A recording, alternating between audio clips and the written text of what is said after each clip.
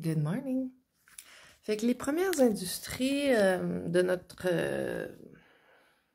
nos colonies, les premières industries, ça a été les mines, comme les Ijiji dans les histoires d'Anunnaki. Hein, on est d'abord, quand l'eau des déluges a redescendu, puis que les gens se sont mis à recommencer à exploiter, puis à recoloniser les terres émergées, on s'est mis à miner. Je sais pas si on minait avant, mais en tout cas, je sais que c'est comme ça que la vie a repris sur le continent, la vie industrielle, c'est les mines. La deuxième industrie, c'est la laine. Fait que la laine, les mines, puis l'agriculture après. Fait que dans le fond, ils ont commencé par nous faire miner, après ils nous ont habillés, puis après ils nous ont fait cultiver de la bouffe. Rôle d'ordre, hein? Fait que c'est ça.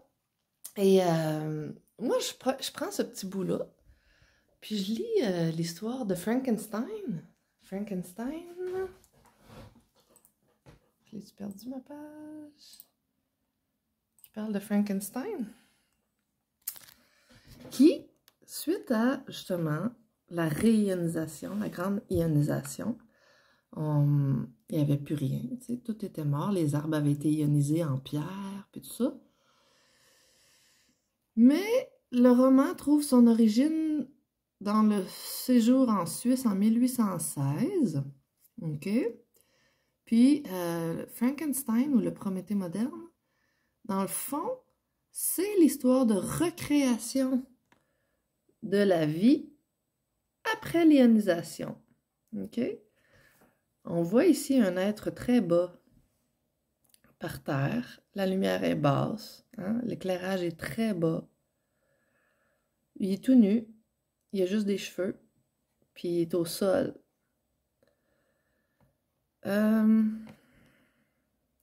L'auteur, Mary Shelley, elle s'appelait, avant de se marier à Percy Bysshe Shelley, elle s'appelait Mary Wollstonecraft Goodwin.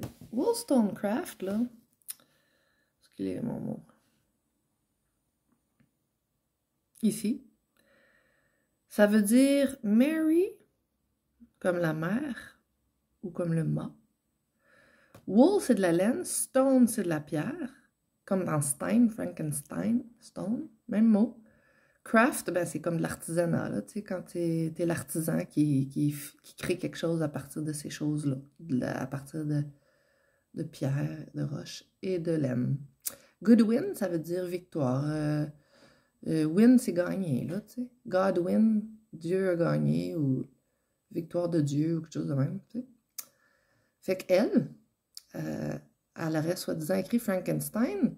Puis ce qui est drôle, c'est que le nom du personnage qui est le narrateur dans son histoire, elle l'a appelé Victor, qui veut dire victoire. Puis elle s'appelle Godwin.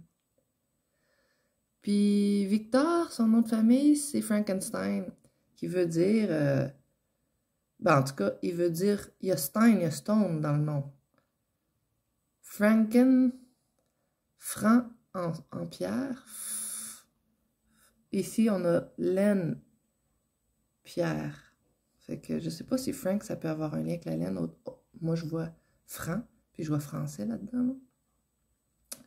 Mais tout ça pour dire qu'elle, elle a créé un personnage qui la représente, un peu. Dans le nom, en tout cas.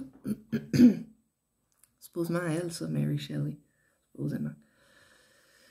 Et... donc, elle parle de la recréation, puis qu'est-ce qui étaient les premières industries ici, justement, comme par hasard, c'est la pierre, la laine, puis l'agriculture par la suite. Donc, c'est la recréation de la vie, une créature basse, la lumière est basse, la créature est basse, elle est nue, hein, elle n'arrive pas à la hauteur du créateur. Elle est à son image, mais elle n'arrive pas à sa hauteur. Puis un peu comme Mary Shelley, Mary Wollstonecraft, elle a fait un narrateur à son image. Tu sais, le nom du narrateur est à son image. Fait qu'on nous parle ici, là. Puis l'autre affaire, c'est que tout ça, ça se passe à Genève. OK? Elle parle de son narrateur, elle dit qu'il est issu d'une famille relativement nombreuse qui s'est fixée à Genève. Hey, on parle-tu de des gènes qui se sont fixés à Gène-Ève, tu penses? Le gène d'Ève, c'est là que tout a recommencé. C'est là que la vie a repris. La première humaine, c'est Ève. Fait que c'est ça. C'est poussé, hein? C'est tiré par les cheveux, mais c'est ça pareil. Puis je suis sûre, parce que C'est à ça qu'ils servent les romans. Hein. Les romans là, qu'on nous fait lire au cégep, là, puis génération après génération, tout le monde lit ça, là, puis à l'école, là. C'est pas pour rien. Il y a des choses qu'on est supposé découvrir là-dedans. Ils nous disent des choses là-dedans. C'est pas pour rien qu'on enregistre tous les mêmes personnages. Il s'agit qu'on y réfléchisse. Puis c'est le même principe dans notre soi-disant histoire officielle. Les personnages, ils ont des noms qui veulent dire des choses qui sont arrivées. Des moments historiques clés importants, comme Napoléon, Christophe Colomb. C'est pas des vrais noms, c'est des événements, c'est des phases de recréation puis de colonisation qui nous sont expliqués par ces noms-là puis ces personnages-là. C'est comme nous dire la vérité à mots couverts, puis il nous s'agit de la comprendre. Il y a eu des ionisations, fait que Napoléon, même Christophe Colomb. Christophe Colomb, me semble qu'il venait de la ville de Gênes. Gênes, encore une fois des Gênes, tu sais. Puis, ils n'ont rien, hein, ils n'ont pas d'infos sur Christophe Colomb. En réalité, j'ai lu un livre assez vieux sur lui, puis ils savent rien, ils savent pas où il est né, ils savent rien parce qu'il n'a pas existé. Les seules choses qu'ils vont nous dire, c'est des choses clés qui vont nous aider à comprendre la recréation, la phase de recréation puis de recolonisation. C'est tout là à mots couverts. Puis tout comme le récit des arbres géants puis l'ionisation, tout est dans notre dictionnaire, notre Bible, puis nos chansons, puis notre cinéma. Il reste juste à le comprendre. Yeah! Bonne journée!